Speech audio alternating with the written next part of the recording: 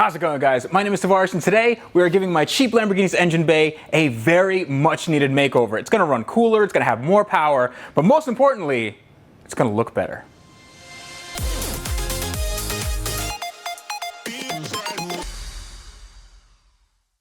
So if you guys are new to my channel, thank you so much for watching, and I hope you guys enjoy the video. If you do, then consider subscribing. It would really help me out. If you didn't know, this is my 2008 Lamborghini Gallardo Spider, and it has a manual transmission, it has a built engine, and it has a custom-built twin turbo kit that I made in my garage, well, with the help of a friend. I actually don't have that turbo kit on now because I sent it out to get ceramic coated. That means that the coating on the pipes is going to be able to resist 2,000 degrees, and that's really good because the pipes are really close to everything else, and the last thing I need in this car is a fire. But since I have a little bit of downtime now that the car can't be driven without an exhaust, I figured that I would spruce up the engine bay just a little bit.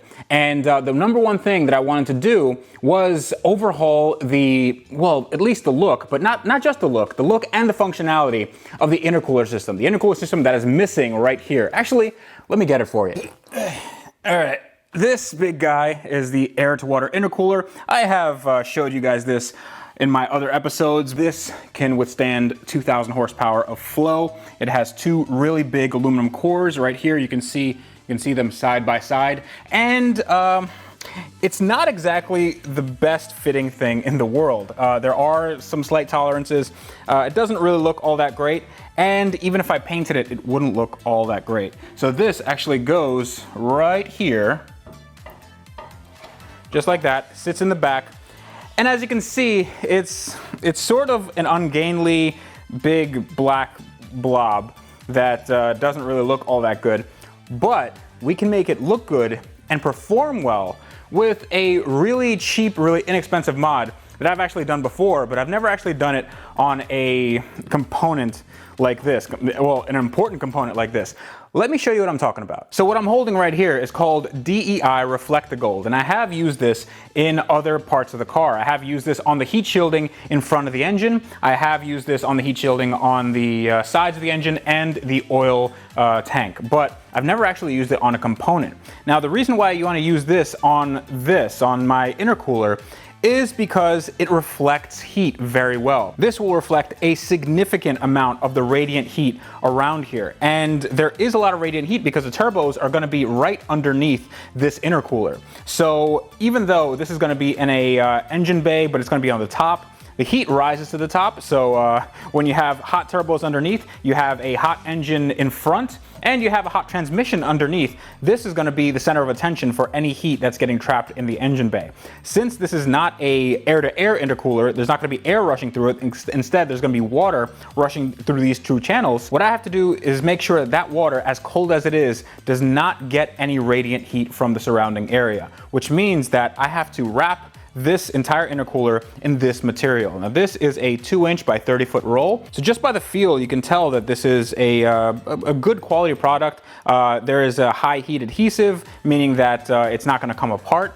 And it is very, very reflective after all, and it makes things look good. If it's good enough for the McLaren F1, it's good enough for me. Even though the McLaren F1, I think, had a different version of this. It actually had 24 karat gold. I'm not that fancy, but this is definitely fitting the bill for this car. But before we get to wrapping this, I wanna make sure that this is all one uniform color, mainly because I want this thing to be insulated as best it can. So this came to me in a wrinkle black finish, and even though I can put on wrinkle black, and it will look pretty much the same, I'd like to give it a little more of a thickness. I'd like to give it a little more of a insulating layer. I'm just gonna use this truck bed coating, and basically it's gonna match the black wrinkle finish, and I'm gonna go over all these bare aluminum parts just so no heat can escape there. And then I'm gonna wrap it in this awesome foil. And then I'm gonna do the intake tubes, and then we'll see where we're at. And after that, let's see if we can paint some more things, because I'm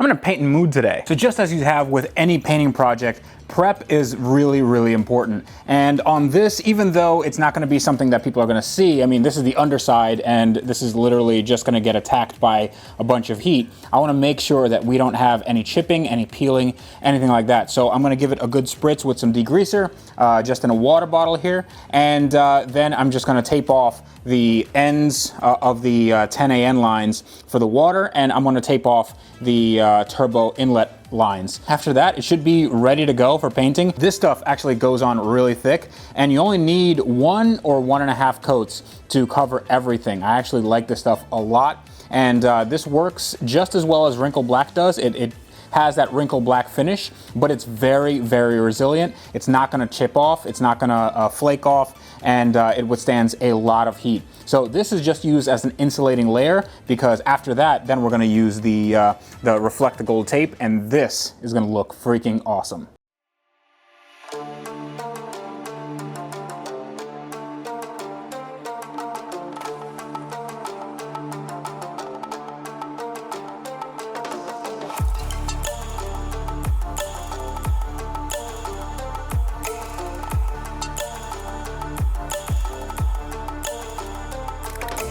Okay, now that we're in the awesome process of waiting for paint to dry, I have a better idea. These are the intake pipes going into the engine from the intercooler. Now, these are black, they're wrinkle black, and they're insulated pretty well, but I think we can do a little better. So these are gonna get the gold treatment as well. So you can see what the intercooler is gonna look like before we do the intercooler. Now, this is the same roll of 2" by 30" tape, and we're just gonna go over this, and you guys will see it all in time lapse because, to be honest, putting tape on a tube ain't the most exciting thing, but I'll try to jazz it up a little for you.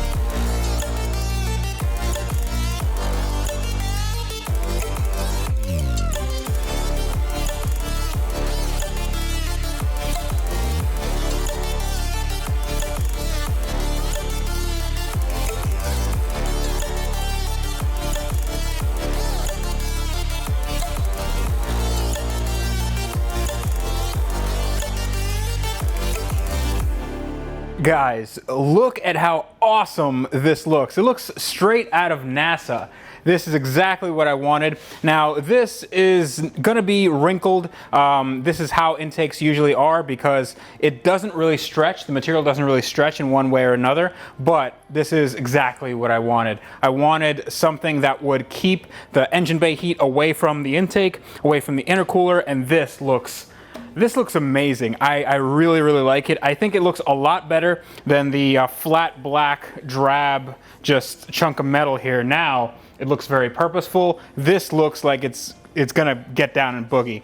Now what I have to do is I have to get these are Pegasus clamps, and these clamps are about 50 bucks a piece, and I have to get them in black because blue doesn't really match with anything, and also one of these clamps is just straight up broken. So I have to get 4 of these clamps to clamp down this. I'm gonna get them in black, so I'll have a white, black, and gold theme for this car. But another thing I wanted to paint, but I can't really do that right now because it's already pitch black outside. I wanted to paint this. This is my front mount heat exchanger for my intercooler system. So the air to water intercooler system is gonna be plumbed up this week, but I noticed that this side is black and this side is silver, so it's already been painted. Now, there is a big debate on the internet whether you should paint your intercoolers black, whether it makes a difference in as far as emissivity, as far as radiation, as far as all that stuff.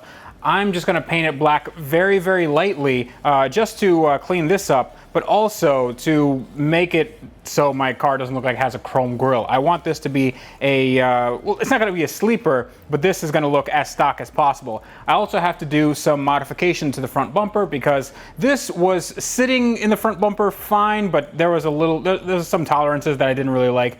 Also, some of you were concerned with the airflow situation because right behind here there was a bumper bar. I will remedy all of that when I do the install of this, but so stay tuned for that. But before I do that install, I am going to paint this black. I'm going to do that off camera because this side is already black. You guys know what this looks like, just a little bit cleaned up here. So that's going to be ready for the next episode. Well, I'm not sure if the next episode is going to have this plumbed up because I still have to get some lines. I have them on order, but guys, I can't stop looking at this. This looks so great. I think I'm just gonna keep gushing about it until I get blue in the face. So I think that's it for today. So this mod was actually very, very simple and very economical to do. Even though I did use a lot of product, I used about 2 of those 30-foot rolls, and the 30-foot rolls can be quite expensive. That can add up if you're doing something big like this and like that. If you're doing something a little smaller, maybe a heat shield, maybe it's just a single intake, then you can definitely get away with a 30-foot roll or even less. I actually didn't use the entire 30-foot roll on each intake. So I would recommend this product very, very much because it is a very good heat reflector, and I definitely will put this to the test. So all that stuff, the links will be in the description below for where you can get that. One quick thing, this actually took a lot longer than I thought because just to get everything right, just to get the tape sitting right, just to make sure I didn't have too many real bad creases. I mean, this will crease just because my aluminum is not exactly the most level in the world. I just wanted to make sure it was very presentable, and you're going to want to take some time and just do it yourself, do it the right way. So make sure to put aside a few hours if you're doing something large like this. So if you'd like to contact me about anything I do in this episode or in any other episode, you can do so at @TheRealTavaris. That is Instagram and Twitter. Facebook.com/AskTavaris and AskTavaris@gmail.com is my email, and you guys have been sending me a lot of emails, especially about my radio, or the non-existent radio that's back there. I still haven't found a solution for that, but I will probably get the same kind of radio that's in my SL55, that Android Chinese-made head unit that looks OEM. So that's probably what I'm going to go with, but I haven't got that yet. So we might do the first run of this car with no radio, which is fine by me. If you want to hear me talk about cars and wrenching and car culture and all that other stuff with my good friend, Mr. Andrew Howell, you can do so at the Wrench Everyday Podcast. Links will be down below. You guys will like it. I have episodes every single weekday, just like I have episodes every single weekday-ish on this channel, and yeah, it's gonna be a real fun time. Just check it out. If you'd like to buy one of my shirts, one of the shirts that says I am the warranty, which I am not wearing, I'm actually wearing my SL55 shirt. I'm not sure you can get these anymore, but if you want other shirts, the Wrench Everyday shirts, all that stuff, that will be in the link in the description below. All the proceeds go to charity, so it's all going to a good cause. I pick random charities, well, not random charities, but I pick various charities at the end of the month, and I just distribute all the profits to them. So those profits don't go to this, it goes to good causes. But until next time, this is me telling you that on cars like this that now have awesome NASA-style intakes, you guys need to wrench every day.